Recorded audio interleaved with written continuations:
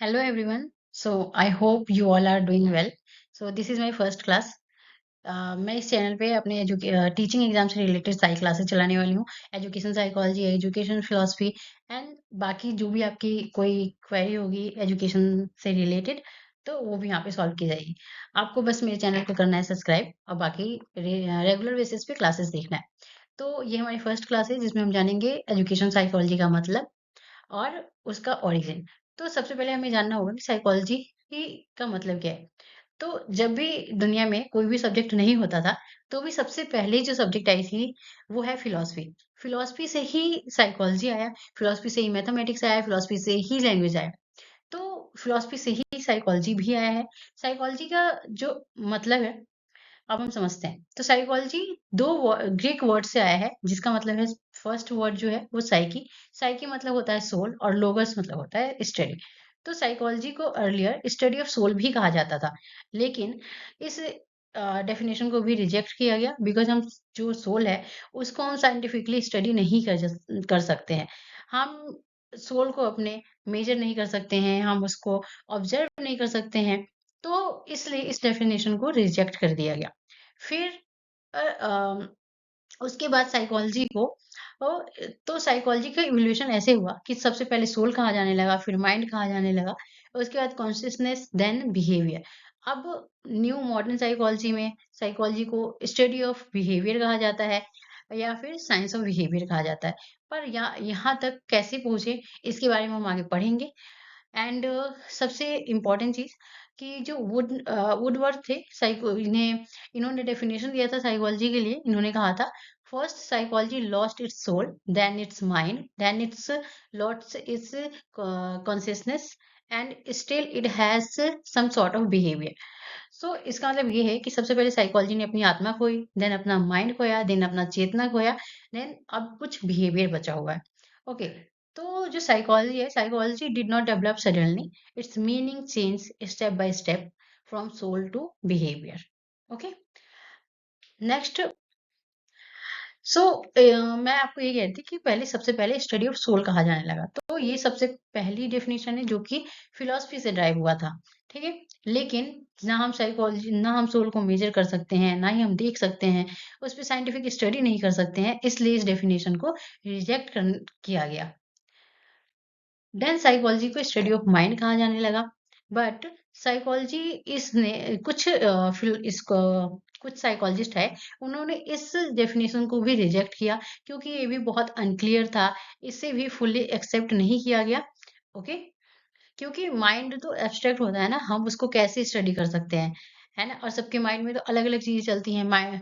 तो इसलिए इस डेफिनेशन को भी रिजेक्ट किया गया। देन आता है स्टडी ऑफ कॉन्शियसनेस। तो कॉन्शियसनेस इस डेफिनेशन को भी आगे चल के रिजेक्ट किया गया क्योंकि ये सब्जेक्टिव मैटर था। क्योंकि कॉन्शियसनेस सबका अलग अलग डिपेंड करता है और साइकोलॉजी एक ऐसी फील्ड है कि ना सिर्फ वो ह्यूमन बल्कि एनिमल्स पे भी स्टडी करती है। तो एनिमल्स पे स्टडी करना कॉन्शियसनेस का बहुत ही डिफिकल्ट था, ये स्टडी नहीं किया जा सकता था। तो इस अप्रोच को भी रिजेक्ट किया गया क्योंकि कॉन्शियसनेस सबका पर्सनल है। तो इसको भी रिजेक्ट किया गया। ओके।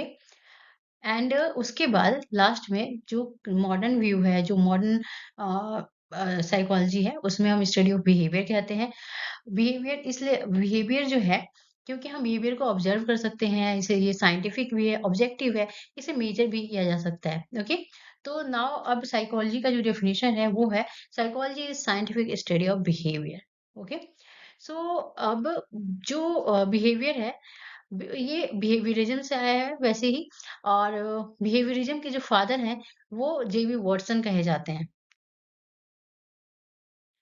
एंड आगे आप पढ़ोगे कि बिहेवियरिज्म क्या है। ऑल भी क्यों ये बिहेवियरिज्म एक स्कूल ऑफ थॉट है जो कि साइकोलॉजी के बहुत सारे स्कूल हैं कि साइकोलॉजी डायरेक्ट बिहेवियरिज्म नहीं आया। बहुत सारे स्कूल्स ऑफ थॉट हैं जो हम आगे नेक्स्ट स्लाइड में पढ़ेंगे, उसमें से एक बिहेवियरिज्म भी है। तो बिहेवियरिज्म के जो फादर हैं वो जेबी वॉटसन कहे जाते हैं। अब हम कह सकते हैं कि psychology is a science. Psychology study behaviour and mental process include human and animal. So today psychology studied both observable behaviour and internal mental process. Okay. अब हम कुछ इंपॉर्टेंट साइकोलॉजिस्ट के बारे में जान लेते हैं। विलियम वुंड जो कि इन्होंने फर्स्ट लैब इन्होंने स्टैब्लिश किया था 1879 में। एंड विलियम मैकडॉवल्स इन्होंने डिफाइन किया था psychology as a science of behaviour. Okay students, so अब हम पढ़ेंगे मेजर स्कूल ऑफ थॉट्स जो साइकोलॉजी के हैं। तो इस साइकोलॉजी में सबसे पहले जो स्कूल ऑफ थॉट्स है वो स्ट्रक्चरलिज्म है।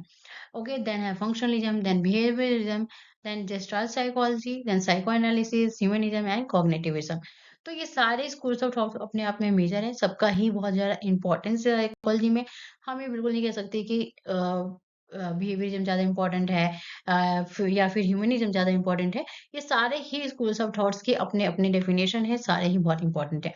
अब वन बाय वन हम स्कूल्स ऑफ थॉट्स के बारे में जानने की कोशिश करेंगे। ओके, तो फर्स्ट है स्ट्रक्चरलिज्म। ओके, तो स्ट्रक्चरलिज्म स्ट्रक्चर की बात करता है, स्ट्रक्चर ऑफ द माइंड की बात करता है कि हमारा जो माइंड है उसका स्ट्रक्चर बना कैसे है। ओके, तो स्ट्रक्चरलिज्म हमारे माइंड को ब्रेक करके माइंड हमारा किस तरह बना है, हमारा माइंड इसके बारे में मतलब इसके बारे में बताता है। ओके, अब स्ट्रक्चरलिज्म के जो फादर हैं वे विलियम वुंड कहे जाते थे और उनके स्टूडेंट हैं एडवर्ड टीचर। ये भी स्ट्रक्चरलिज्म में इनका भी बहुत बड़ा कंट्रीब्यूशन है।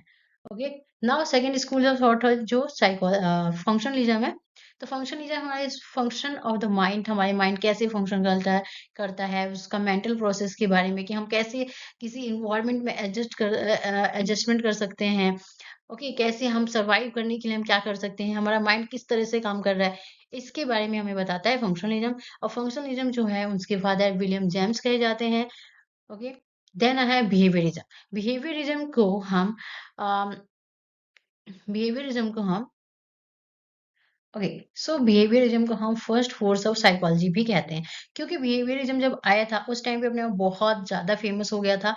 ओके, तो इसलिए बिहेवियरिज्म को फर्स्ट फोर्स ऑफ साइकोलॉजी भी कहा जाता है। बिहेवियरिज्म का फोकस ये है कि बिहेवियरिज्म का मतलब क्या है, आप समझो। बिहेवियरिज्म में आप की पॉइंट्स भी समझ सकते हो कि बिहेवियरिज्म ऑब्जर्वेबल बिहेवियर की बात करता है। जो चीजें हम ऑब्जर्व कर सकते हैं, जो चीजें हम मेजर कर सकते हैं, उस पर फोकस करता है बिहेवियरिज्म। बिहेवियरिज्म बिहेवियर की स्टडी की बात करता है। बिहेवियरिज्म बहुत सारे साइकोलॉजिस्ट हैं। ओके, बहुत फेमस फेमस साइकोलॉजिस्ट है जिनके बारे में हम आगे पढ़ेंगे आगे आने वाली क्लासेस में। और बिहेवियरिज्म कंडीशनिंग की बात करता है। अगर आपको गुड हैबिट सिखानी है तो बिहेवियरिज्म बताता है कि आप कैसे बच्चों को कंडीशन करके सिखा सकते हैं। ओके, तो बिहेवियरिज्म में सबसे ज्यादा योगदान है और हम कह सकते हैं उनके फादर भी जेबी वॉटसन को कहा जाता है।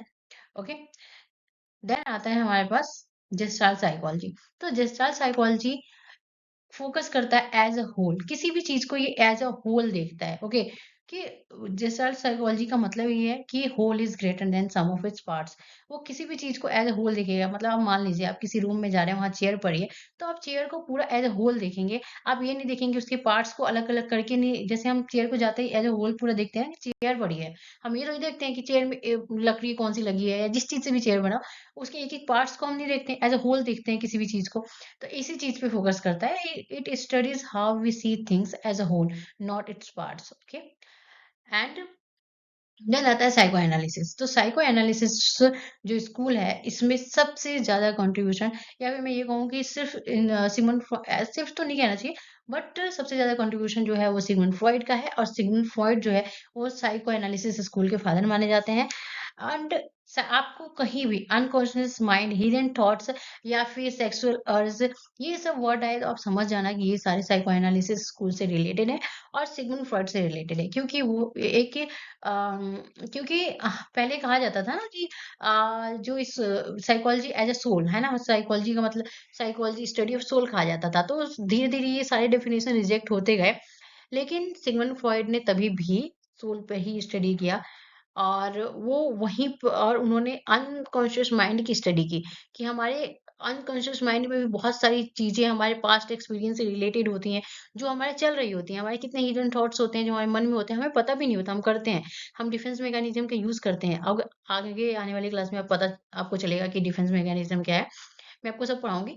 तो पहले आप इतना जान लो कि जो भी हमारे अनकॉन्शियस माइंड में हमारे जो थॉट्स होती हैं या हिडन हमारा डिजायर होता है, इससे रिलेटेड होता है साइको एनालिसिस स्कूल। और इसमें सबसे ज्यादा कंट्रीब्यूशन जो है वो सिगमंड फ्रॉइड का है। ओके, देन है ह्यूमनिज्म। एंड ह्यूमनिज्म जो है इसे थर्ड फोर्स ऑफ साइकोलॉजी कहा जाता है। एंड वन मेजर थिंग जो मैंने आपको अभी नहीं बताया कि जो साइको डायनामिक स्कूल है उसको सेकंड फोर्स ऑफ साइकोलॉजी भी कहा जाता है, क्योंकि जब ह्यूमनिज्म जब साइको एनालिसिस आया था तो उस टाइम पे वो बहुत ही ज्यादा फेमस हो गया था अपने टाइम पे।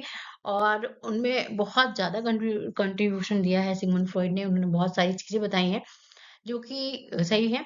तो इसे सेकंड फोर्स ऑफ साइकोलॉजी कौन सा है? Psycho analysis school, okay. Then third force of psychology कौन सा है? ह्यूमनिज्म। ह्यूमनिज्म एक ऐसा स्कूल है जो पर्सनल ग्रोथ की बात करता है, सेल्फ एफिकेसी की बात करता है। वो ह्यूमनिज्म इस चीज की बात करता है आप किसी भी सिचुएशन में कैसे डील करते हैं, कैसे आप उठ के कितनी भी बुरी हालत में कैसे उठ के खड़े होते हैं, किसी भी चीज को आप कैसे समझ रहे हैं, ओके। तो ह्यूमनिज्म वैल्यूज की बात करता है, ओके। आई होप आप सबको समझ आ रहा हो। एंड इसमें जो सबसे ज्यादा कंट्रीब्यूशन है वो दो साइकोलॉजिस्ट हैं, सबसे पहले Abraham Maslow and Carl Rogers. इनमें कार्ल रॉजर्स और अब्राहम मैस्लो का बहुत ज्यादा योगदान है। It's believe the human have the ability to grow and achieve their potential. Okay students, now अब हम पढ़ेंगे कॉग्निटिविज्म। कॉग्निटिविज्म जो है स्कूल है वो मेंटल प्रोसेस की बात करता है कि कैसे हम किसी चीज को सोचते हैं, कैसे हमारी मेमोरी काम करती है, कैसे हम लर्न करते हैं चीजों को, ओके। हम कैसे अब कोई भी इंफॉर्मेशन को प्रोसेस करते हैं, हमारा दिमाग कैसे काम करता है इस चीज के ऊपर, जैसे कि हम कोई भी चीज कैसे याद कर ले रहे हैं, ओके। तो कॉग्निटिविज्म इस चीज पे इस चीज पे फोर्स करता है। देन कॉग्निटिविज्म में मेन जो साइकोलॉजिस्ट हैं ये पियाजे हैं। एंड पियाजे एंड टोलमैन, इन्होंने कॉग्निटिविज्म में कंट्रीब्यूशन दिया है अपना। देन अब हम पढ़ेंगे एजुकेशन साइकोलॉजी के बारे में।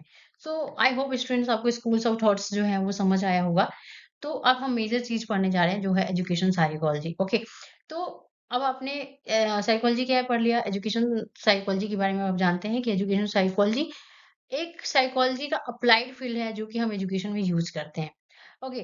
तो बिहेवियरिज्म के बारे में मैंने आपको बताया कि बिहेवियरिज्म जो है वो वो फोकस करता है किस चीज पे? ऑब्जर्वेबल एंड मेजरेबल बिहेवियर पे, ओके। तो तो उसके बाद इनमें एक साइकोलॉजिस्ट आते हैं जो कि बहुत सारी चीजें, बहुत सारी उन्होंने चीज़ों में अपना थ्योरीज़ दिया। उन्होंने डेवलपमेंट के ऊपर भी थ्योरीज़ दिया, उन्होंने लर्निंग में भी दिया है अपना थ्योरी, उन्होंने बहुत सारी चीज़ पे थ्योरी दिया। एक टाइम पे वो बहुत ज़्यादा फेमस होते हैं, उन्होंने बहुत कुछ किया एजुकेशन के लिए। उन्होंने सबसे पहले क्या होता था कि जो भी साइकोलॉजिस्ट थे, वो क्या करते थे कि एनिमल पे स्टडी करते थे, ओके। और एनिमल पे स्टडी करके स्टडी करके ह्यूमन पे लागू कर देते थे। ओके। तो इन्होंने क्या किया, एनिमल पे स्टडी करते थे, सॉरी एनिमल पे स्टडी करते थे और उस चीज को जनरलाइज कर देते थे कि ये चीजें ऐसे ऐसे होता है। लेकिन ये जो साइकोलॉजिस्ट आते हैं जिनका नाम है E.L. थॉर्नडाइक, थॉर्नडाइक ने क्या किया कि उन्होंने एनिमल पे स्टडी किया प्लस उस चीज को ह्यूमन पे अप्लाई किया। और इस ह्यूमन पे अप्लाई किया, इसलिए इन्हें फादर ऑफ एजुकेशन साइकोलॉजी भी कहा जाता है कि उनकी इनका बहुत ज्यादा कंट्रीब्यूशन है एजुकेशन के फील्ड में। एजुकेशन को साइकोलॉजी को एजुकेशन के फील्ड में अप्लाई करने का काम इन्होंने ही किया था। तो वो उन्होंने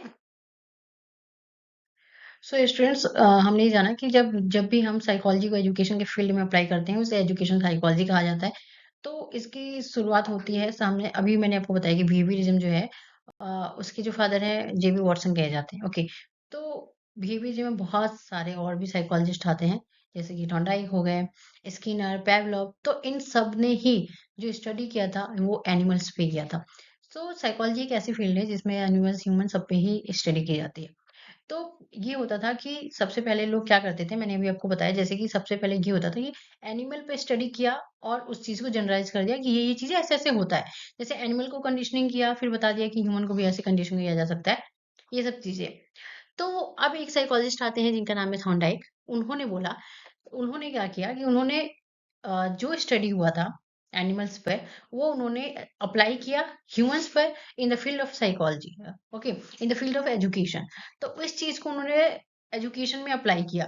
और और एक टाइम पे थॉर्नडाइक इतने फेमस हो गए कि उन्होंने सारे फील्ड में अपनी थ्योरी दी थी, डेवलपमेंट में थ्योरी दी, लर्निंग में दी, मोटिवेशन में दिया, हर चीज में अब उन्होंने अपना कंट्रीब्यूशन दिया और देन उनको फादर ऑफ साइकोलॉजी कहा जाने लगा।